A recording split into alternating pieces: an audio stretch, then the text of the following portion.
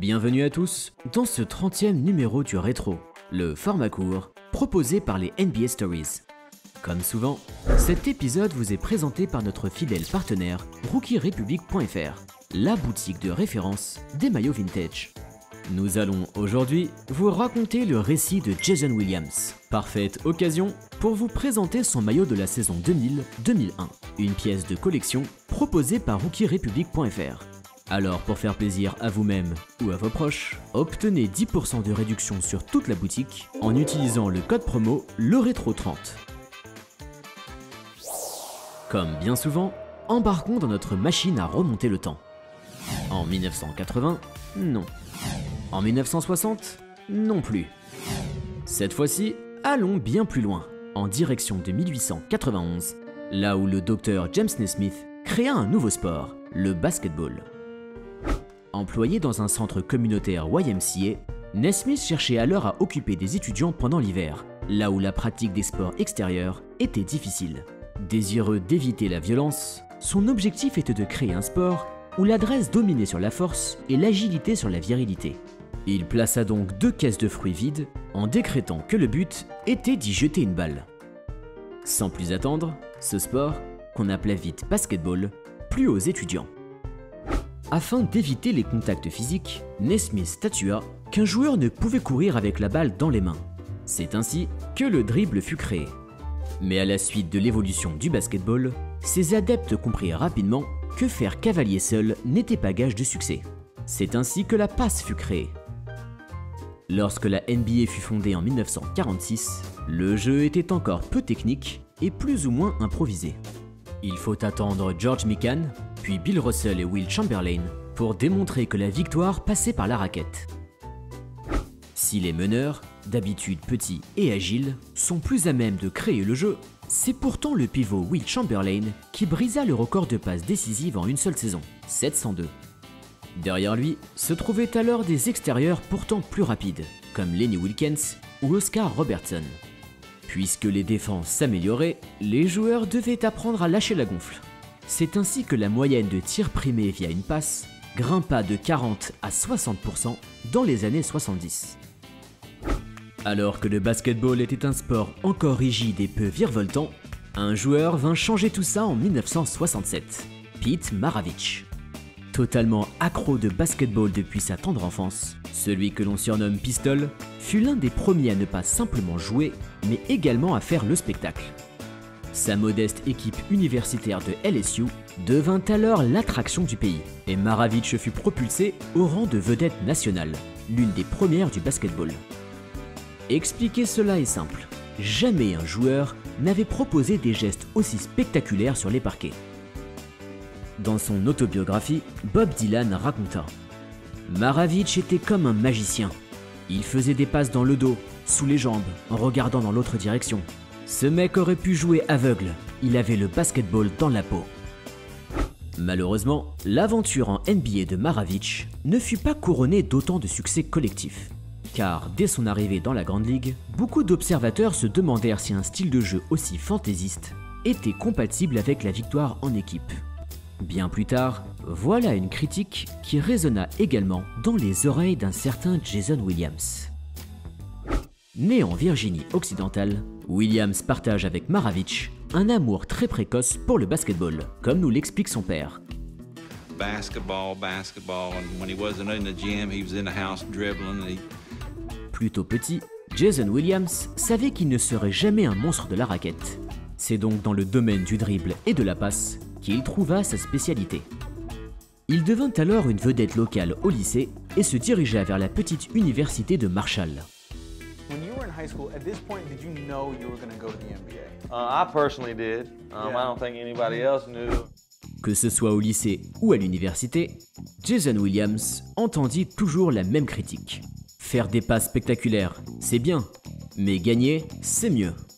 Après 2 années compliquées à Marshall, Williams décida de s'en aller vers Florida en suivant son coach, Billy Donovan. Désormais titulaire au poste de meneur, Jason Williams fit crier les foules et compila notamment 17 passes décisives en un seul match. L'herbe était assurément plus verte en Floride, car le meneur fit également parler de lui en 1998, lorsqu'il fut suspendu pour le reste de la saison pour consommation de cannabis. Ce qu'il allait faire maintenant, tout simplement inscrire son nom à la draft 1998 de la NBA. C'est finalement les Sacramento Kings qui misèrent sur lui en 7e position. La franchise de la capitale californienne était alors la risée du basketball depuis plus d'une décennie. De 1982 à 1998, les Kings n'avaient ainsi participé aux playoffs que 3 minuscules fois, en n'y gagnant qu'un seul match. C'est simple, Sacramento était tellement mauvais que tous les joueurs de la ligue priaient pour ne pas y atterrir. Voici ce que raconta le Hall of Famer Mitch Richmond à propos de son transfert aux Kings en 1991. Quand je suis arrivé, un de mes nouveaux coéquipiers m'a dit « Bienvenue en enfer, mec, je ne souhaite ça à personne, mais je suis content que tu sois ici avec moi. » Finalement, les Kings étaient à l'image de leur ville, ennuyeuse et à des années-lumière des flashy San Francisco et Los Angeles. Mais tout cela allait changer lorsque Jason Williams atterrit dans les parages. Grâce à son style de jeu et sa couleur de peau, Williams gagna le surnom de White Chocolate et rejoignit une équipe à la peine mais fournie en talent.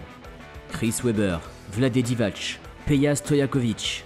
Voilà un échantillon des géniaux joueurs que comptaient alors les Kings. Avec tout ce beau monde autour de lui, il ne restait plus qu'à White Chocolate de délivrer un show dont lui seul avait le secret.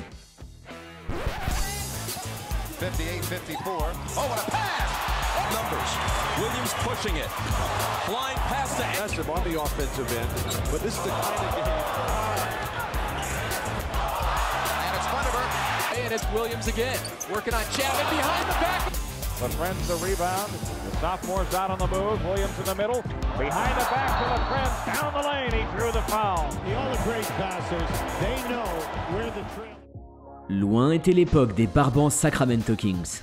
L'équipe retrouva enfin les playoffs et gagna ni plus ni moins que le surnom du meilleur spectacle sur les cours. Si Williams remplissait les highlights NBA, le meneur fit également très souvent parler de lui en dehors des parquets. En 2000, il fut suspendu pour ne pas avoir accepté de se faire tester au programme antidrogue de la NBA. L'année suivante, il fut accusé d'avoir proféré des insultes racistes à l'égard d'un spectateur asiatique. So we get in Boston, I'm just listening to headphones, it's cold, it's freezing, and we're like, yeah, you know, what's going on? We get to the hotel, everybody's checking in, everybody's like, where's Jason? And we really can't find him, it's about maybe 3-4 minutes. And one of the ball boy goes, and we looked under the bus, picked up the thing under the bus, he's laying on the luggage up on the bus. Yes, and he was like, what are you doing? He was like, I ain't want to ride with y'all bitches up here. Comme vous l'avez compris avec cette anecdote de Chris Webber, Jason Williams était un personnage totalement loufoque, peut-être trop au goût de Sacramento. Car oui, faire le spectacle, aucun problème pour le White Chocolate, mais inscrire les Kings comme prétendants au titre, l'organigramme n'y croyait plus.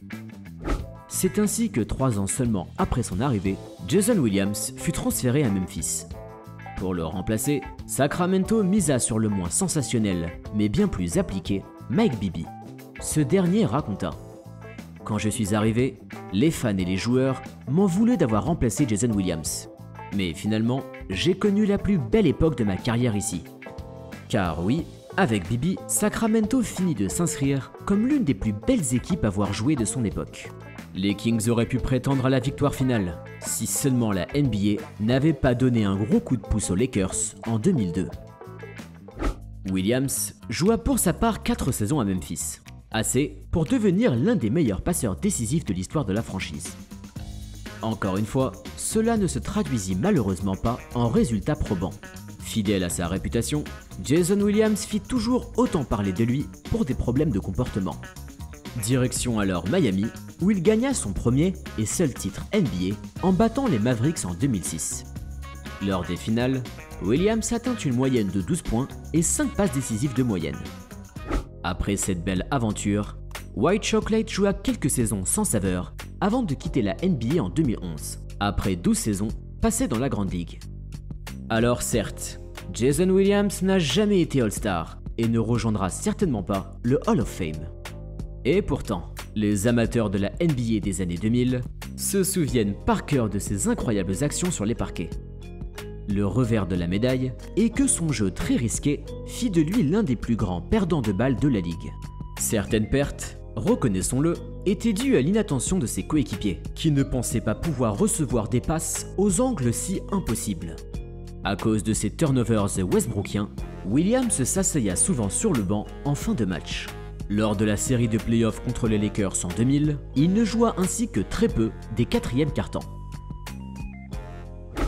Finalement, peut-être que le basketball ne se résume pas seulement à la rigueur tactique. Williams fait lui partie d'une autre école, celle d'un jeu totalement fou et décomplexé. Si Jason Williams était français, peut-être aurait-il été plus judicieux de le surnommer Chocolat Chaud.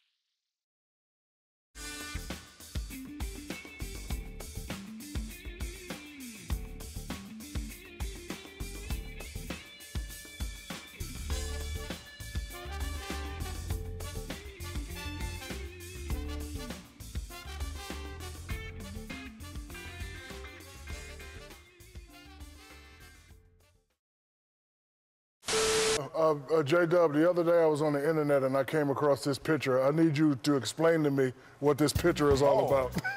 Okay. Whoa. Oh, man. Okay. Whoa. No, hey, that was... Yeah, I need you.